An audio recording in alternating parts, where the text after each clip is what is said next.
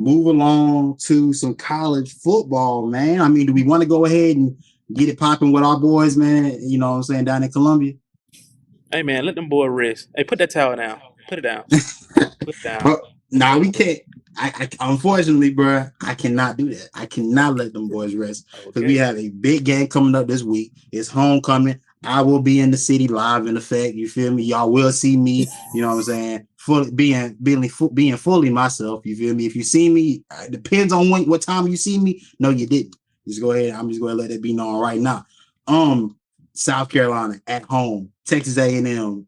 Ace had just told me before we hopped on that this is going to be on ABC. So the nation will get to see us, you know what I'm saying, hopefully in all black, you know what I'm saying, blacked out for it, you know, and a night game in Willie B. And well, this one is it feels like how Oklahoma felt going into it, meaning that I don't really know. I really can't tell you what to expect. Texas A&M played a big game on the road, well, at home this past weekend against LSU, made a quarterback change. It worked out perfect for them. 9 carries, 62 yards, 3 rushing touchdowns for Marcel Reed. And his debut, oh boy, I don't know what to expect from this one. Ace, what you got? I know you've been keeping an eye on A&M all year. What do you got for us in terms of how we should fare in this? I mean, I always eye A&M because they got a dominant uh W W versus L series on us, which I think they got what 15 to our one, or was it not 15? I think it's like 12 to our one or something like that, 13 to our one. But Texas A&M has been dominant on us ever since they came into the SEC. Um, brother, this is gonna be tough.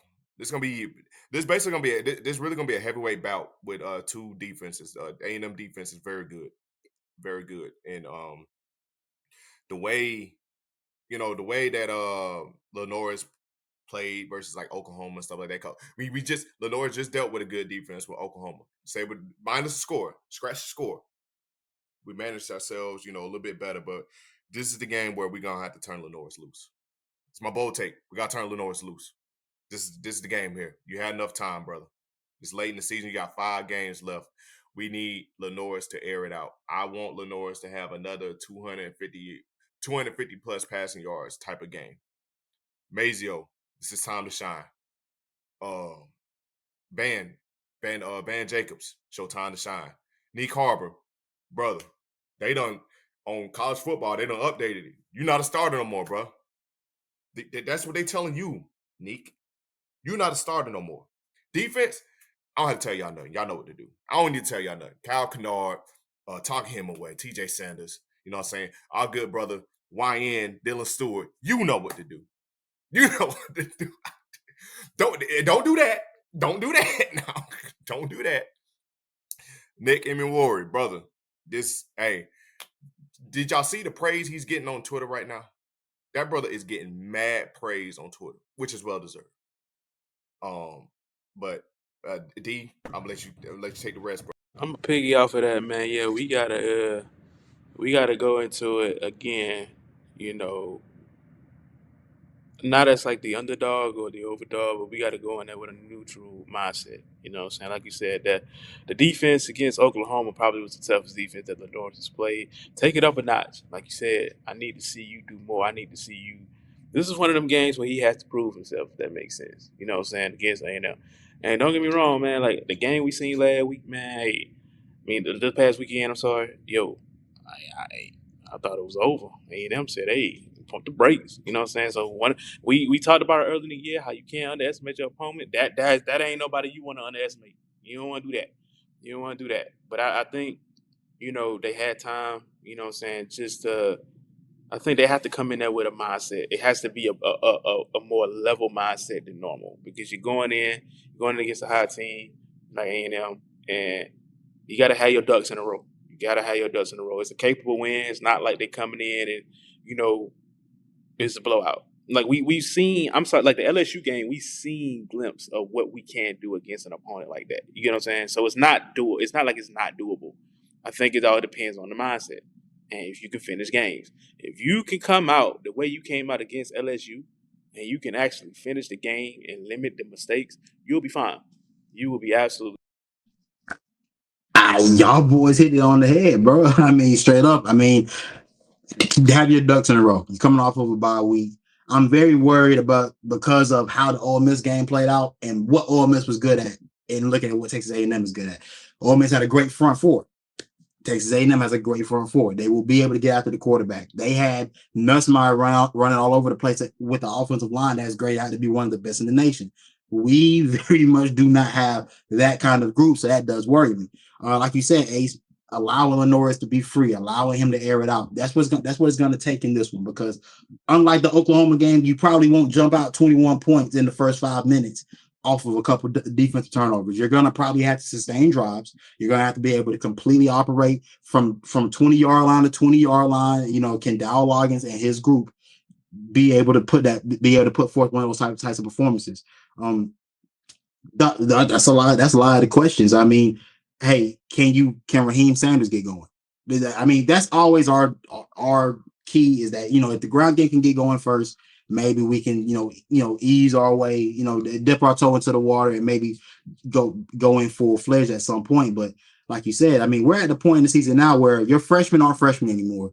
Your sophomores aren't sophomores anymore. Everybody's gotten enough game film, enough time out there on the field to be grown up, in a sense, where it's time for you guys to start stepping up and making plays and doing what needs to be done.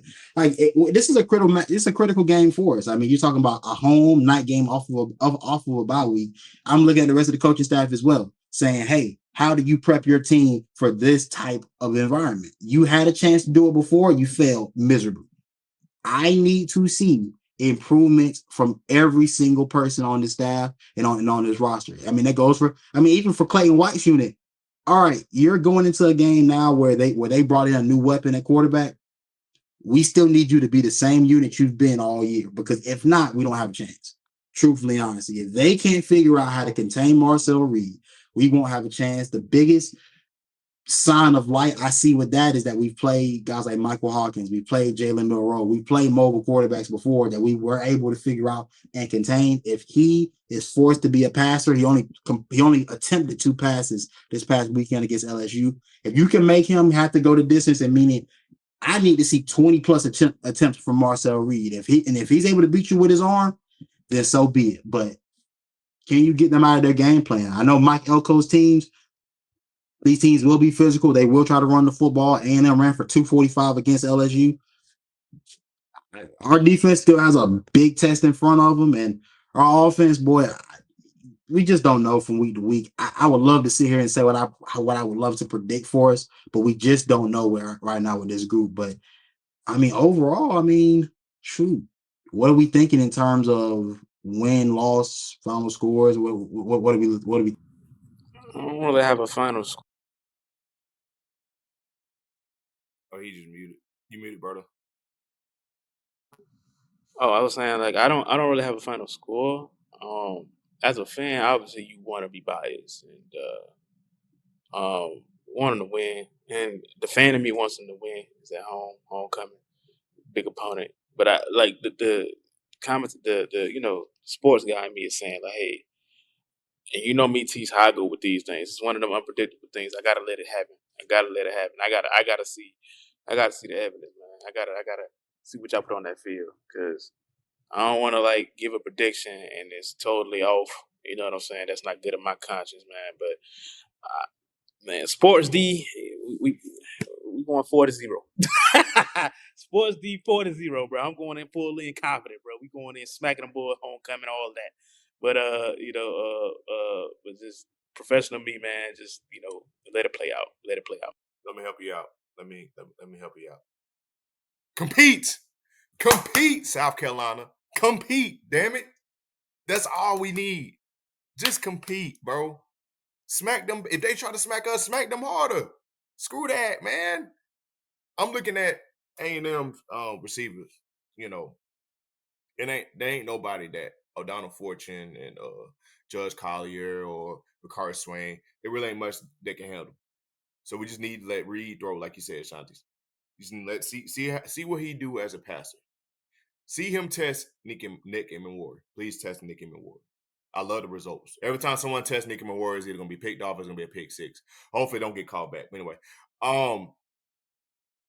we have to compete. That's just the best way I can say it, bro. Please, Shane Beamer, no shortcutting, no taking shortcuts, bro. No, please, no fake punts, bro. I get it, your last name, you living up to your legacy name. You know what I'm saying? This ain't the time. This ain't it. This not the time, bro. Other than that, if we can just play up to our abilities, what I'm capable of, we're just competing, which I think we can compete with Texas A&M. And I personally, I think this probably might be our best team we play all year. This bowl take, I think this is our best team we playing all year. Honestly, I think they're better than Alabama and Oklahoma, LSU, and Kentucky. Of course, I think Texas A&M is the best team we have. They're definitely the most complete that I think we got left on the schedule for sure. I mean, when we talk about teams that play with a certain level of physicality, what they want to do. I mean, they're able to get after the quarterback. They're able to pretty much control games defensively. They're able to run the football. They're able to dictate things from within the line of scrimmage. What our advantage will be is our D line versus their O line. That is an advantage that I do see working in our favor. But I think what helps neutralize that is a running quarterback, and of course we're gonna have to be able to see whether we can neutralize him. I think it's tough because them bringing in Marcel Reed when they did does make it a challenge for us. But it is but like you said earlier, it is a blessing in that we know he's there. There is no surprise. There is no surprises, but there's still things we don't know much. We don't know about his game. Like you said, Shane Beamer not taking the shortcuts will be absolutely key. Trust your team. At some point, you're going to have to trust your team to go out there and be able to win, and trust your game plan and your coaching staff to be able to say, hey, straight up, we're going to line up 11 on 11 and we'll just beat you. Now, those Beamer plays or the Beamer ball stuff, it worked. I'm not against it because I know it works and it has its time. It has its time and place. Understand that time and place is not in the first quarter when on the first drive. It's not when we're on on our side of 50. It's allow your team to play head up ball. Dow Loggins, if you are truthfully coaching for your job, you better put forth your best game plan we've seen to date. Because this will be the best defense. If I had to be honest, besides Ole Miss, this is the best defense you've seen since then. So we'll need to see you and your unit improving. Like I said, Lenore Sellers, the growth he's made as a quarterback, we'll see. It'll be tested this weekend for sure. If he's made growth, it'll have to show itself in this matchup.